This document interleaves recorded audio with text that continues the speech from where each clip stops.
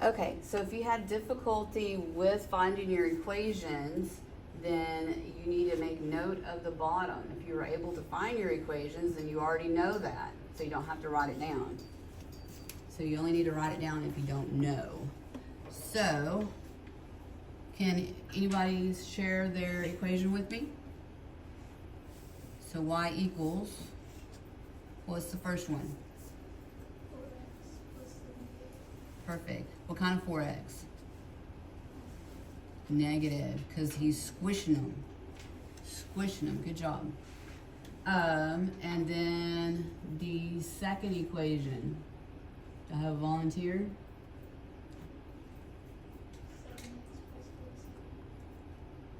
7x plus 47. Yeah, 7x plus 47. Y equals. Okay, so let's go to our calculator for a minute. Because can you go up 7 and over 1? No. And let me zoom better.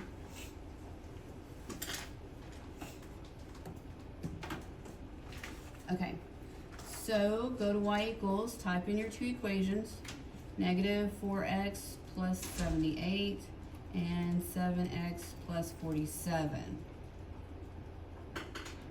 Okay, so in our standard window, are we going to be able to see anything? No. So, turn the light on so you can see my calculator. Get to the right perfect sweet spot. If there is one. Okay, that's pretty good. Okay, so let's go to your window. Do we need negative numbers? No. So you can change that to -1.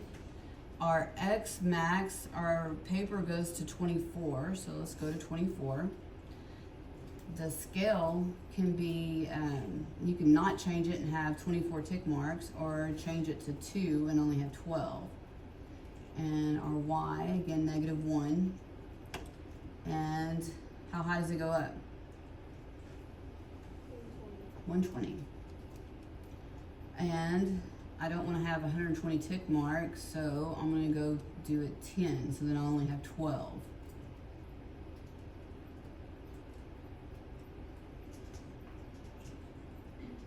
Got it? So graph. Okay, so one of them, this first one is going to be a segment. And because it's negative. And then the next one, and that light purple we can't see very well. Next one is going to be a what? Not a segment, but a array. Okay.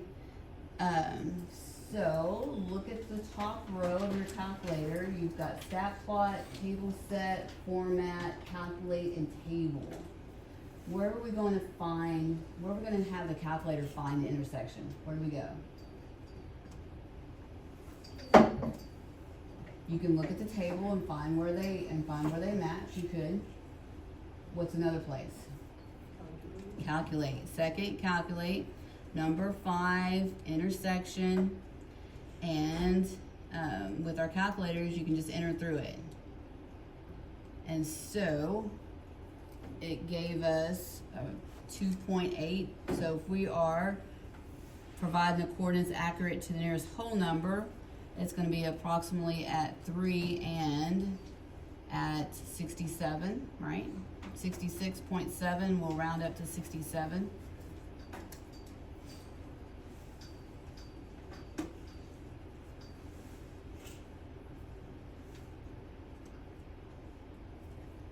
Okay, so let's graph.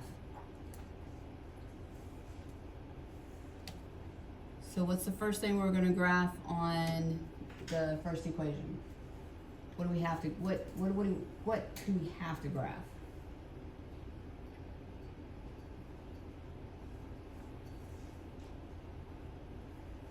Daxley, what's the first thing we have to graph? If it's array, where does it start?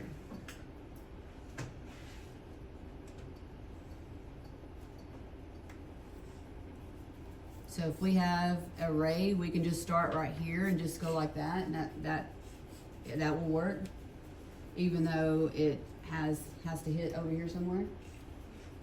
Can't see. Oh. Okay, so can you just start in the middle of the graph somewhere like that? No, you have to start at the y-intercept. So the first thing you have to plot is the y-intercept when, and then the first one is a segment, so we can plot the y-intercept or the x-intercept. It doesn't matter. But we know the y-intercept right now. So it's going to be 70 is here, so 78 is going to be a little bit below that. So we need to find the x-intercept. So the x-intercept is when y equals 0. So we can easily find the y-intercept when x equals 0, that's 78. So when y equals 0, we can move the 4x over, and it's going to be 78 divided by what?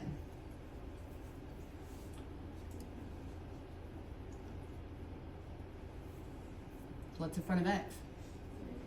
4. 4 is in front of x, so 78 divided by 4.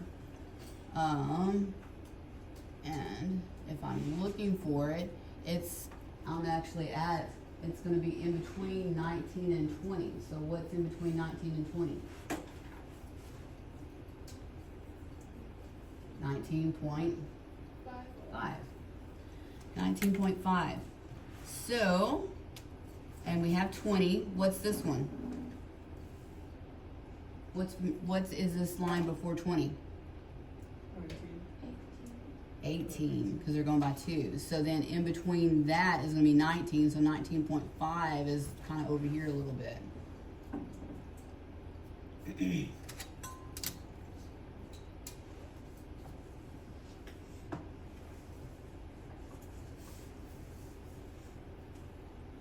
So when you have a segment, you have to plot the y-intercept and the x-intercept.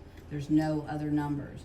Now when you have an array, you have to plot the y-intercept first and then any other point.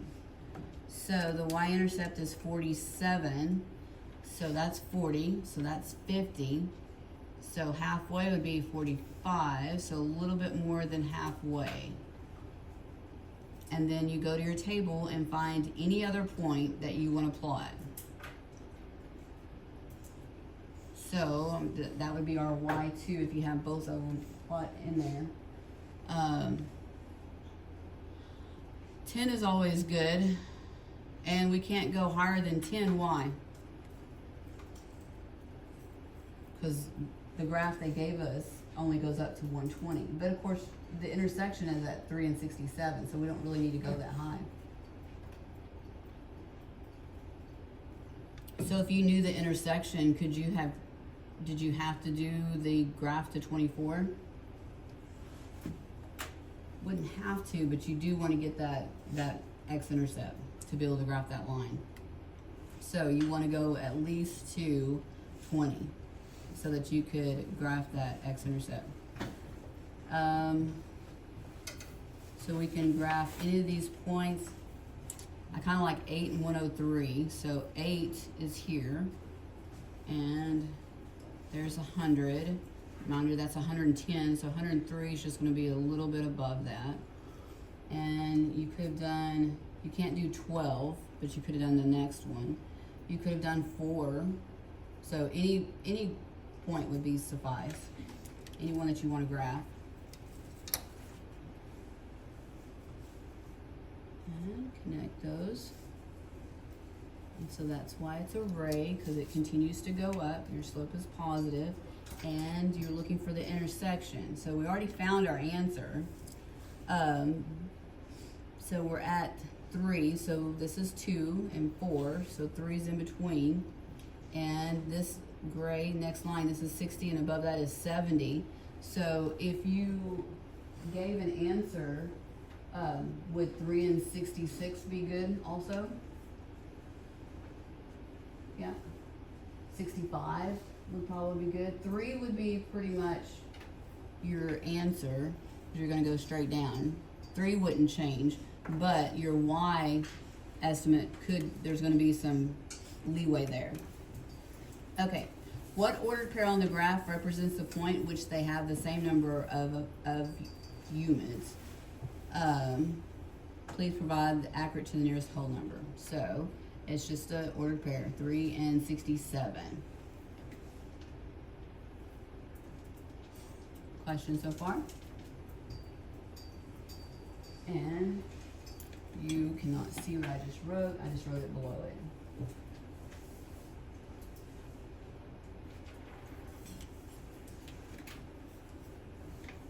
Okay. Number 5. So number 5, they give you a table. So let's go to stat, edit, and instead of doing the X twice, I only want you to put it in once. So there's your L1, L2, and L3, just as you see. So we give you time to do that.